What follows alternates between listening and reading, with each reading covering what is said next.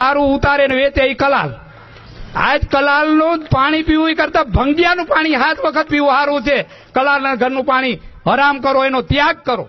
આજ રાજપૂતના પેટના હોવા છતાં તમે કલાલના ધંધા કરો છો. તમને શરમ નથી થતી? આજ તમારે આંગણે કોઈ ગરીબ ભિખારી આવ્યો હોય તો એને 5 કિલો અનાજ દેતા હોય, 5 રૂપિયા દેતા હોય, જો દાન કરતા હોય તો રાજપૂતને શોભે.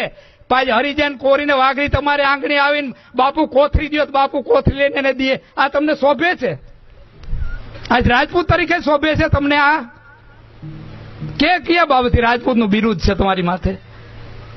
પછી ઇંગ્લિશ હોય કે દેશી હોય, વેચનારો ને પીનારો કલાલ ગણાય બનાવનાર. આજ બીજી જ્ઞાતિ છે, બીજી જ્ઞાતિ પાસે જે પૈસા થાય છે તો એ જમીન લીએ, મકાન લીએ, ફેક્ટરી લીએ, બધું લીએ. આપના સમાજમાં પૈસો થયો તો કાં ફટકડી લીએ, કાં છરી લીએ અને કાં ઘરનો ડબ્બો નવસાર લીએ. આપણા સમાજની આ નબળાઈ છે. આજે વિચાર કરો, આપની બેનું દીકરીઓ, એનો તો કોક દી વિચાર કરો. આજે અહીંયા ઘણા બેઠા છે, પીપેડી ગામના હગા પણ ગણાય છે. પીપેડી ગામમાં જો આજે 32 રાંડી રાંડું બાયું બેઠ્યું બિચારી આ દારૂના પતન થવાથી. આપનામાં કેટલાથી આપણે બધા નવયુવાનો આજ 10-15 વર્ષની ઉંમરમાંથી ઘણો બધા મારી ભેરે રમનારા હોતે વયા ગયા, મારેથી નાના નાના વયા ગયા. આ બધાને ખબર છે, નામ નથી દેવા મારે. કેટલા વયા ગયા? આજે 250 વીઘાના ધણિયા પાટરા હામાનામાં પડ્યા વયા ગયા છે. કઈ શાહ ગામમાં રહેવા મકાન છે? આ દારૂએ પતન કર્યું. આપ બધા નજરે જોવો છો. કોઈની ઓલી બાકાત નથી, બધાને ખબર છે. તો તમારે હજી પાછું નથી વરવું તો આમાં દશા શું થવાની છે? એ કહેવા માટે મારી આજ ફરજ પડે છે કે આમાંથી કઈક બહાર આવીને ઝીણકા કુમળા છોકરાઓની જિંદગી સુધરે, બાળકોની. એને માટે કોશિશ કરો. આજે બેનું બિચારી શું કરે?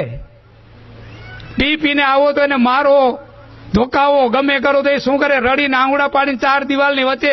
આજે બીજી જ્ઞાતિની બાઈ હોય, રિહામણે વહી ગઈ હોય, છૂટાછેડા કરી નાખાવે. રાજપૂતાણી જેવું સહન કોઈ નહીં કરી જાય. રાજપૂતાણી 4 દિવાલની વધારે જુરી અને છેલ્લો હોય તો એનો આપઘાત સિવાય કાંઈ નથી. આજે ઈ નાના નાના બચ્ચાને ઉછેરે, તમારા ગેરશબ્દો સાંભળે, તમારું અપમાન સાંભળે. આ બધું સહન કરીને કેટલી ઘડી સહન કરશે? આપ વિચાર કરો. એક દિવસ આવું આવું જો વાતાવરણ ધીરે ધીરે હરકતું રહે ને, તમારા ગામમાં કોઈ દીકરી દેહે નહીં ને તમારા ગામની કોઈ દીકરી લે નહીં. એક દિવસ એવો સમય આવીને ઉભો રહે.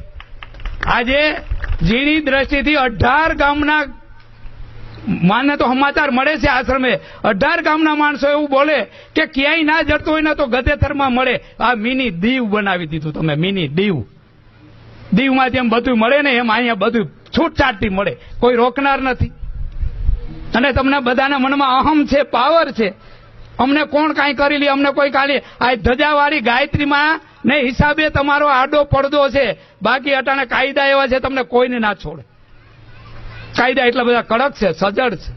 આજે આબરૂની કિંમત એની છે. આજે જે અધિકારીઓ આવે ને એ એમ ઘણીવાર બીજાને કહે છે આ બાપુના આશ્રમ આડો આવે છે. વિચાર તો કરો, હવે તો વિચાર કરો. હજી તમારે ક્યાં જવું છે, ક્યાં પહોંચવાનું છે? એ કહેવા માટે થઈને આજ મારે 2 શબ્દોની આજ જરૂર પડી છે. કાંઈક સમજો, કાંઈક સુધરો. અને આ છેલ્લું ગણો કે પેલું ગણો, જો આમાં કાંઈ સુધારો આવે, નવ યુવાનો જાગે અને કાંઈક આમાંથી સુધારો લઈને જો કાંઈ કરશો તો હું તમારા અવનવા સારા પ્રસંગોમાં મારેથી બને ને એવી મદદ પણ કરીશ, આવીશ, હાજરી દે. બાકી આમ જો બગડતું તો મારે અહીંયા આવવાની કોઈ જરૂરિયાત નથી. આજે મારું કુટુંબ કે મેં કીધું ને, મારું કુટુંબ આખી દુનિયા છે, મારું ગામ આખી દુનિયા છે. આજે આવો, જુઓ, આશ્રમે જુઓ કેવા ચાહનારા, કરોડોપતિ, અબજોપતિ, આમ તેમ. આજે સામેથી ના પાડ્યું છે ભાઈ સાહેબ હવે અમે અહીં કાંઈ નથી જોતું. આવે તો એમ કે અમે એટલું લઈ આવીએ, આમ લે ના અહીં કાંઈ જરૂર નથી. ના પાડવી પડે. આજ બધા રાહ જોઈ રહ્યા છે. દાન દેવા માટે લાઈન લાગી છે ત્યાં. આજે એ નામ લખાવીને વાંચાવીને તો તમને ખબર પડે. આજે એ લોકો એવું વિચારે છે કે બાપુ ગાયત્રી આશ્રમમાં, ગધેથળ ગામમાં આજે રામચંદ્રદાસ બાપુએ અવડા પગ તોડીને, કેટલી બધી હડિયું કાઢીને, કેવડી મહેનત કરીને જે અહીંયા ગામમાં, જૂના ગામમાં અહીંયા મંદિર બનાવ્યું અને ગધેથળનું ગુજરાત સૌરાષ્ટ્રમાં નામ રોશન કર્યું. ગાયત્રી આશ્રમ બનાવ્યો પછી આપને આવડા પ્રસંગો કર્યા ને એ તો દુનિયામાં વિદેશોમાં હોતે આજે ગધેથળનું નામ રોશન છે. એ ગધેથળ ગામના રોશન છે. એને તમે હવે એને ઓઇલનો પીસડો ના લગાડો, એને કલંકિત ના કરો, એટલું તમે જાળવીને તમારે સંભાળીને રહેવાય એટલું આપ રહ્યો. એને માટે હું ખાસ તો એ માટે કહેવા માટે આપણે થોડા મુદ્દા હું લખીને એ માટે આવ્યો હતો.